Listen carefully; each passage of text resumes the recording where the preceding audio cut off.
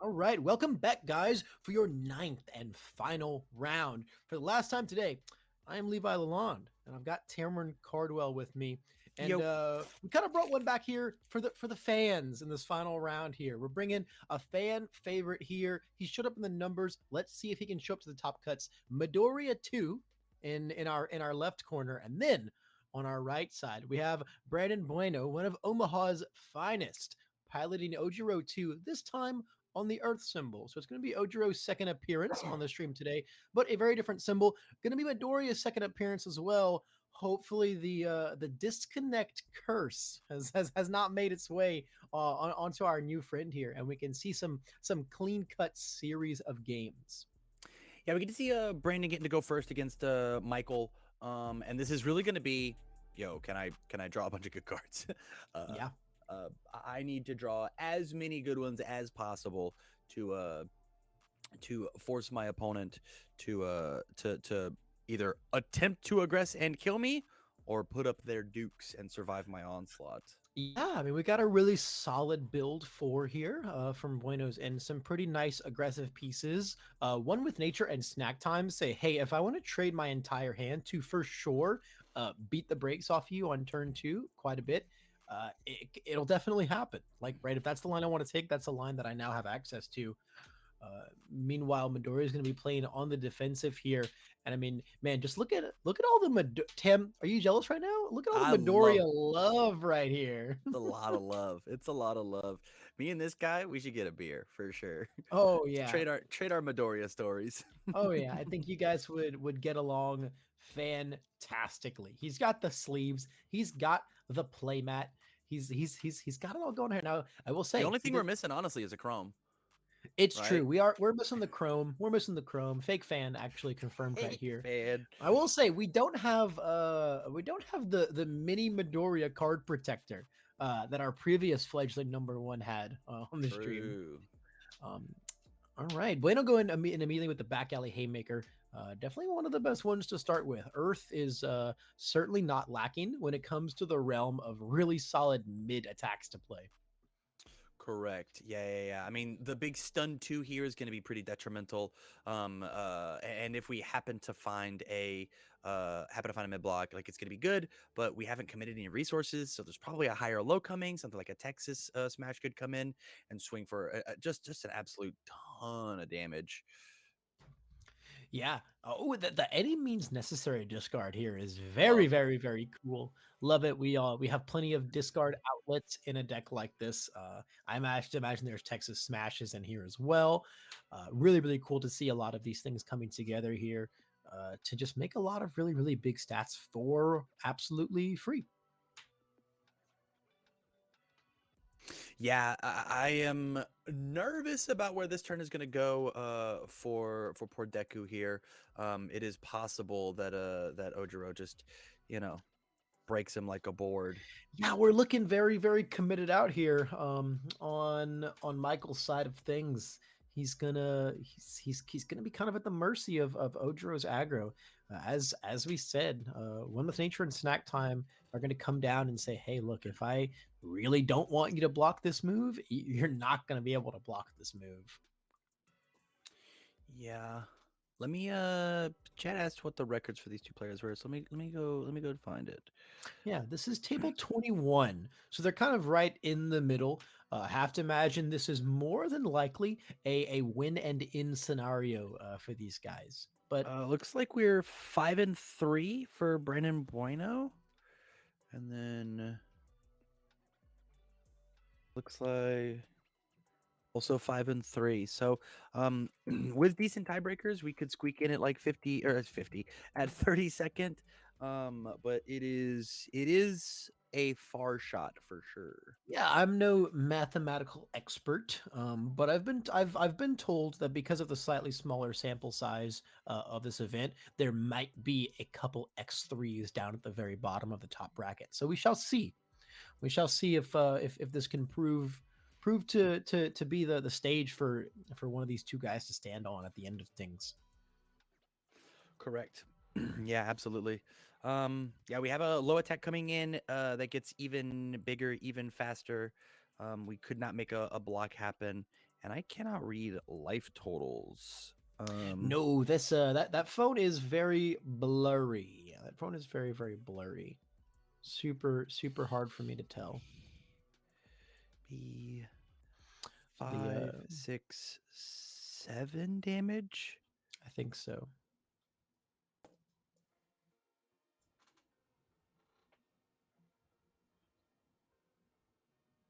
Oh, beautiful, beautiful. Okay, Oh, love now we're this. cooking. Now we're cooking. Although what's not so beautiful is Midoriya's life total here. He is getting really beat up. And if we simply roll our checks like crazy, we could just finish things this turn. We're going crazy with it. We are going crazy Five, with it. 6. Yeah. I mean, Yeah, we've drawn off of the back alley and the Sato punch, so we've gone through 8 cards this turn. The likelihood of us seeing all of these really sick moves is not improbable once we're digging this hard into our deck. yeah. I mean, this is a 7 damage move. If we pick up the Sato punch and we just slam it down, check another 5, commit the one in nature, give another 3/3. I mean, it's game, right? Absolutely, yeah. We're gonna live or die by this next check here. We'll have to see. I mean, this thing is a very quick. Hmm. Yeah. Oh no, no, yeah. These are all unblockable. There is no blocking in our future as Midoriya here. It's Correct. completely up to the mercy of the checks right now. I mean, this is just the power of something like Ojiro stat bonuses in tandem with stun two and stuff like one with nature and snack time. And there it is. There's the 5 check Hey. right there. And this is going to be mighty unblockable. Essentially going to be a 7 speed move. Yeah, this is extremely painful. Very unfortunate. A combination of really good checks on Bueno's end, a powerful opening build, and then just seeing the right moves in tandem with the power of Ojiro. This is kind of just his game plan, man. When the chips fall together for this guy really early on, he can put out an insane amount of aggro, even as just a 6 hand size character. Yeah, to be fair though, I mean Midoriya gets to do that exact same thing depending on the amount of build that we have. So just because this first game was Ojiro kind of popping off, doesn't Mhm. mean um doesn't mean that Midoriya can't answer back this game too just as hard, if not harder, honestly. Yeah, absolutely. I mean, we saw it earlier in the few turns that we got to see in our Midoriya games in one of the super early rounds. This character, right, is very capable of putting out some super insane numbers, really fast, and just slamming some terrifying moves. Again, same logic in tandem with things like like one with nature. Although I think we're on the good version here, and then just a bunch of stun two moves, right? Stun two after stun two just adds up so successively fast. It's scary. It is quite scary. Hmm. Um, And of course, as the person going first here, that's ideally what we're gonna be trying to do: get a very solid build on our first turn, and then just immediately put the pressure on Bueno, like he was able to do us in that first game. So we want to be on the aggressive side of things now as Michael. yeah, it just I mean this literally came down to, did you get a build for? Yep. Right? And Ojiro did, and so with Midori being able to build even more foundations because that's his special ability as opposed to lifting the card to his hand, he gets that extra bonus card, that floating 7th card you'd say, in his stage depending on what he checks, as opposed to Ojiro being forced to get that bonus card from playing a bunch of attacks. Yeah. I mean, that's just the difference of the extra aggro reach that Ojiro has, whereas Midoriya too has the extra foundation ramping reach. Especially if you're really good on the checks and you find a duplicate on each turn, you actually extend like a 7th and an 8th card floating, if you will. Correct. Correct. Um, trying to look and see if we have any results. A lot of people have drawn in, but I'm not seeing Makes sense. anybody start trying to Having see what our top 32 might look like. it looks like Andrew Holder already won his game versus Jesse Cervini 2-0. Interesting. Very, very Interesting. interesting. I mean, a lot can happen in what, 15 minutes? Yeah. Makes sense.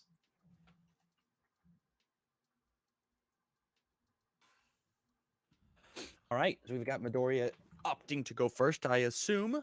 No, have to be. We have not committed our character yet, but I can only assume that we're going that route because we have very little interest, I think, in letting Brandon do that to us again. Yeah. Yeah. That was not the gameplay experience we're trying to enact here. Okay. Play on a 2. I mean, that's You're going to be so huge for protecting our health, right? absolutely. The Hero's Inspiration is also interesting. Not a card that sees a massive amount of play. Um, it can't be fixed also really big here. Going to help protect us a little Whoa. bit from the stun. But the Ready Set Go is very, very big. That's huge. I'm building down some real nice ones too. One with nature and learning the standards is a ton of value to put on our board before we even actually began our first turn. Yeah, actually incredible. Yeah, learning the standards I think is going to be one of the biggest things to do this for in Ojiro stage. It fights Texas Smash really well, right? I play Mm-hmm. a punch, and then I force my opponent to play a non-punch, right? A non-attack card, and then I play Texas. Well, now I no longer get the combo. Yep. So Reset there's the real your whole question. string, and there's the good one, student of the art, coming in very clutch and in tandem with a second one with nature. This is a very aggressive stage here with just enough defensive tech with our high value and our manly passionate guy, getting a really powerful, really powerful build here, rolling fives all along the way. Even though we have our resources to commit to build, should we need, we do not need. We're going to put together a very healthy stage, um, and pass into Midoriya's turn here with 7 foundations, the defensive equivalent of 8 things to commit, and the ability to bring down our block to find a 9th foundation with our manly passionate guy, clear our blocking progressive. If Midoriya sneaks any damage in this turn, I'll be pretty surprised. Yeah, agreed fully. I don't even know if we're allowed to play attacks. I think you play a bunch of checks and then hope you get another You're So Obvious to sneak that in your board and then pray. Yeah, another You're So Obvious would be very big. Another It Can't Be Fixed would be super nice too.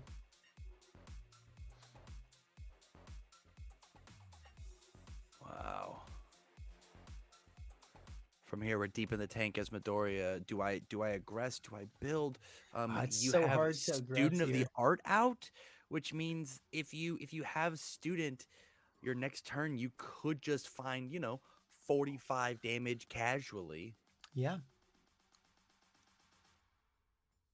Yeah, it's a serious spot to be in, especially like if we if we attack Bueno here and he blocks with a foundation and gets to manly it down, we just make him even stronger to aggress into us. We're just giving him more of a stage to be super aggressive. So I think the restraint by Michael was the right call here. Building 2 is a little unfortunate, only getting to build 2. It's possible that we just have a lot of attacks in our hand, and we showed a lot of restraint by still not going through and playing them. Yeah, I agree. Hmm. Yeah. It sounds like from their banter, it sounds like Ojo's gonna go back to building again. Maybe Yep. probably just like a build 2 and then pass. We've got to the point in the game where Midoriya might actually be able to swing something really strong with things like pass the torch and any other bonus Yep. draws that we have. I think we're gonna learn a lot about Midoriya's turn if we choose to review or not. Agreed. It's very funny. Bueno is consistently asking Michael if he's got wind up punch in his hand or not before he builds past 7 foundations. Really, you have to love the banter here for these players, even in the final round of our national tournament.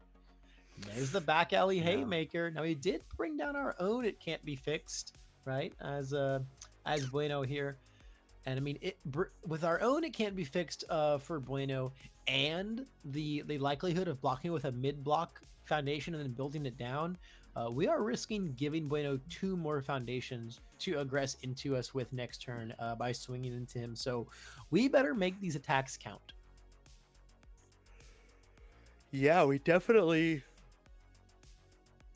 have to be careful of that. I think the other big thing, right, is the good symbol's deadlock threat is non-existent currently on Michael's board, and so the more that we swing into him, the more that foundation discrepancy is going to be, right?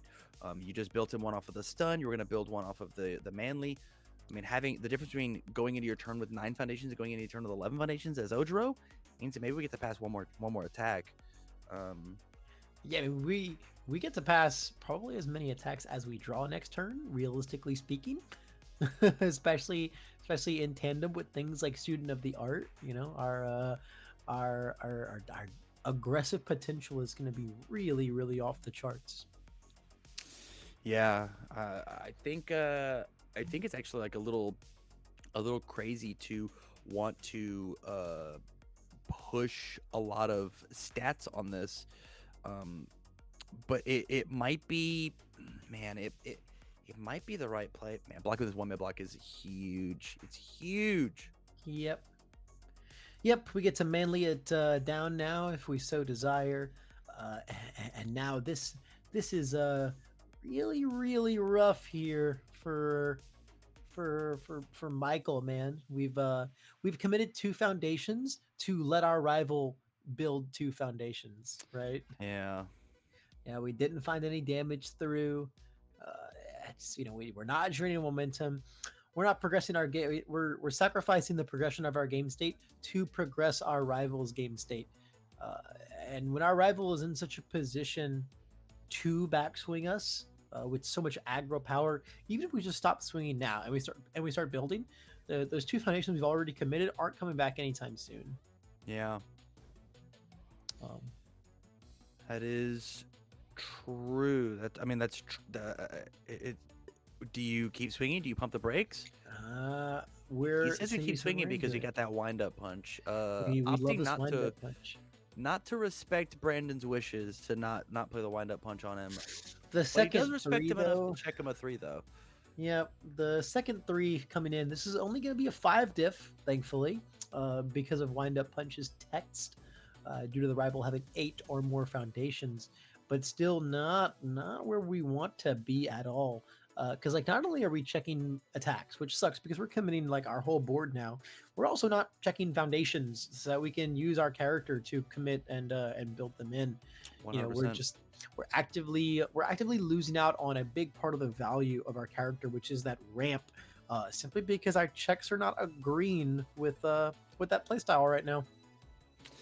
Completely agree. And the thing is like this is a 4 mid for 6, maybe a 5 mid for 6 with Midoriya if we decide to go for it. We still have so many resources on our board. We could block another time and build with another mainly passionate guy. And that would be even a partial block building going up to 12 foundations as Ojiro. We've got that plus Student of the Art, double Wonder Nature. That's 29. We're going to find it next turn. There's no way we won't. Yeah, I mean, we have to hardcore brick here as Ojiro to not find massive levels of punishment on Midoriya here.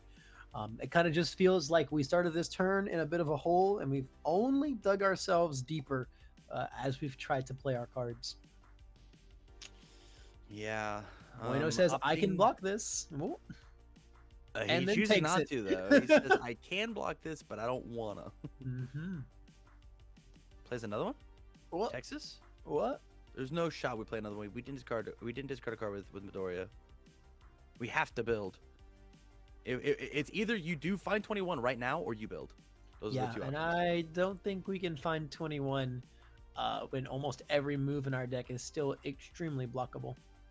Yeah, it's that, and like let's pretend, for example, we do swing another move, right? We make it unblockable. Oh my goodness! Wow. Unfortunate. I guess it's just Midoriya, right? Yeah, I think it has to be. Wow. I don't think we're really allowed. Like we lose 2 foundations if we commit male bonding, and then we Yeah. lose. Then we lose all of our. We lose like our only glimmer of defensive hope if we commit the "you're so obvious."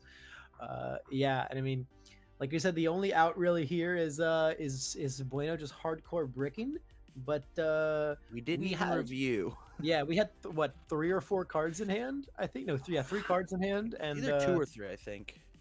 yeah, because we built 2 right, and then we blocked 1, so we should have had Right. 3 in hand remaining, and then we didn't review them and didn't block with any of them. The Crow and Frog, the Crow and Frog. Oh, this is putrid. This is vile. This is an interesting play. I mean, an interesting card for this deck, right? There's a lot of cool things that we get to do with Crow and Frog, in Ojiro, because it just doesn't count as progressive. Like its entire job is just to be a body to throw stats on stuff. Yep, which is what our character loves doing. Yeah, I don't know if I absolutely love this in this deck, but I mean, it is working out for Brandon, so he's got to see something better than me for sure. Mm-hmm. Yep. So it looks like we're missing our low attack in hand potentially. So we grab the rapid punches, bring that right into our card pool.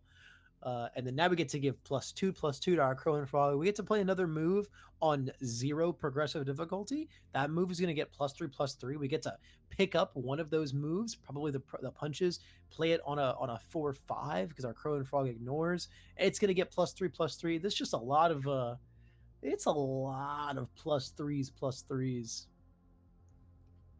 Yeah, I mean, the other thing, right? Let's pretend that we've got, 2 more attacks in our hand, right? We got the Corn Frog and then 2 more, including a mid. Maybe we play the next move. We give it 3/3. We don't even pick up the punch. We play the next one and pick up the second attack that we played, and just leave this rapid punch in the discard in the card pool. It doesn't count as progressive. Corn Frog doesn't count as progressive. We're not going to be committing any cards to play our moves. I think. I mean, depending on the amount of gas that Ojiro has, this turn could go absolutely buck wild. Yeah, I mean, we're gonna leave that. We're gonna leave that rapid punches there to just pump our +3/+3s until we absolutely need to pick it up. Yeah, yeah. We have 2 cards in our card pool. One slinging for I think 10 damage. Oof. Down to 9 or 19. Excuse me. Yeah, that's a that's a massive chunk of damage to eat there, but we just can't really posture blocks right now. I think our only hope is I think we can "you're so obvious" something down to printed speed and then block it. After that, I'm not sure if we're gonna be able to do a whole lot of other blocking. Whoa. Another Crow and Frog. Wow. I think it might be time to start flipping our foundations with this tight-lipped, in order to try and mitigate as much of this as possible. Yeah, I mean, we have to just kind of see what the rest of Bueno's hand looks like. You know, he's the only one who has the information right now. The one with nature gonna be big though. The Hellflame Stomp is also an interesting check on that attack. A lot of interesting things going on here. Although I guess when it comes to low attacks, or besides Hardened Chop, Earth's options aren't extremely vast off the top of my head. I mean, it's a beautiful card. If you just want to have a 6 low for 4 or 4 low for 6, not to mention Ojiro's stats, right? You put an extra 3 on that, +5/+3 on any move that you want, or +3/+5 on any move that you want, as a 4 diff with a 1 low block. Yeah, I think this Ojiro deck is literally just good attacks the deck, and then just like mixing up our zones. I really like the idea behind this one. Yeah, I think there's very few wrong moves to put in this deck, right? I mean, as Tokoyami has shown us in the past, the text on your attacks is not terribly relevant when they all have +3/+3, right? Correct. The Correct. most important thing is just playing them. And Crow and Frog, as an attack's entire existence, is all about, hey, play more attacks. Yeah. Fun fact: We have no progressive difficulty as we play our next move. Yep. Yeah. 3 cards in our card pool and a karate chop coming in. This is huge. Yeah, the karate chop is kind of disgusting here. Yeah. This is absolutely vile. Oh man, yeah, the commit 3 says now we might not even be able to posture 1 block. Yeah, I think that the karate chop might have actually just spelled doom here. 'Cause he's gonna be a Yep. 7 mid for 7 at minimum.